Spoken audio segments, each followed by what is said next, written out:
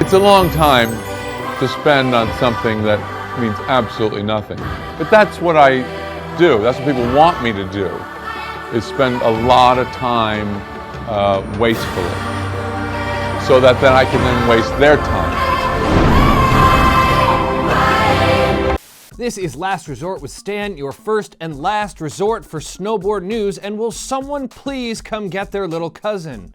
I'm a mountain mama with some bouncy llamas. I keep it chill like the temp, I don't need drama. So let's go bump, bump, bump like a mogul. I wanna go hump, hump, hump till I'm immobile. How does this? I blame Drake.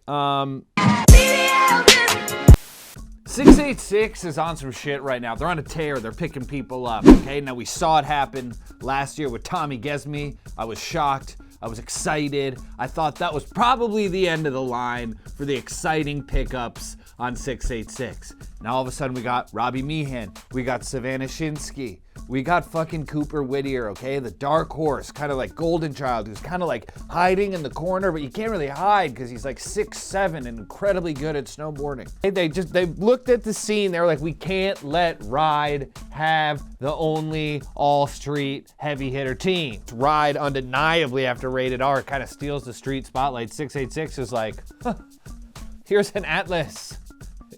And there's more pages.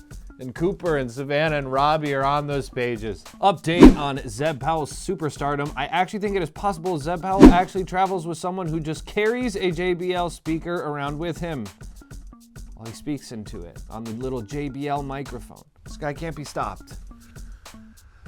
Except by the ground, sometimes. He is stopped by the ground sometimes. Remember when Shawn White did his 4-part series called Last Run, which I haven't talked about. It was such a clear bite of Michael Jordan's Last Dance, right? They got the timeline switching back, Last Dance, Last Run. We saw that. And honestly, I fucking loved watching that series, though it's really good at the beginning. In the end, it's kind of weird. In the beginning, he's skating with Bon Bergquist. He's taking on the biggest names in snowboarding. At the end, he's like, I have to beat Lucas Foster. Which, okay, new tangent. I didn't bring this up last time either. Thank God Lucas Foster landed that trick, okay? I did not want to see Lucas Foster die at the Dew Tour, and that trick will kill someone. Jesus Christ, I'm digressing, okay? I wasn't intending to talk about either of those things. In the Last Run series, Shawn White talks about this moment where he felt like there was pressure switching from being like a child prodigy into a real competitor. And I think we're watching Valentino go through this right now. An incredible contest run. He's taking podiums in multiple disciplines. He's breaking world records on hips. Fucking world quarter pipe champion. A new clip just dropped of a stadium full of people who have ever felt disenfranchised by the snowboard industry.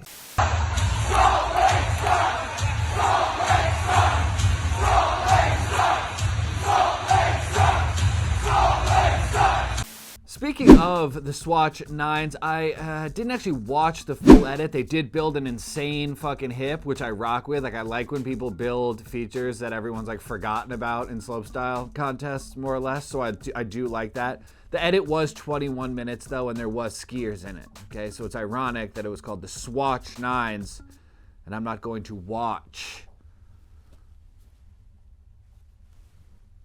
Red Bull landing gear, when it went to Mount Bachelor, something happened with the Cornice there, right? Locally, the Cornice was always famous, but you flew some of the world's best snowboarders to go crazy on that thing. The content was flowing, and now I think the floodgates are a little too open on the Cornice. I'm just gonna say that. I mean, I'm committed to the content, not quite as committed as this guy.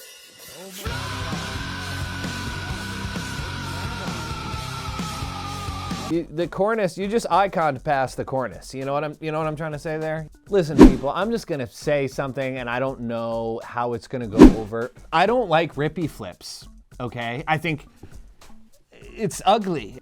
We're talking about 1440s looking like aerial skiing. No, a Rippey flip looks like aerial skiing. Are the grabless just suicide water slide stance? What? Who? What? Why? Why are we doing this trick anymore? I'm sorry.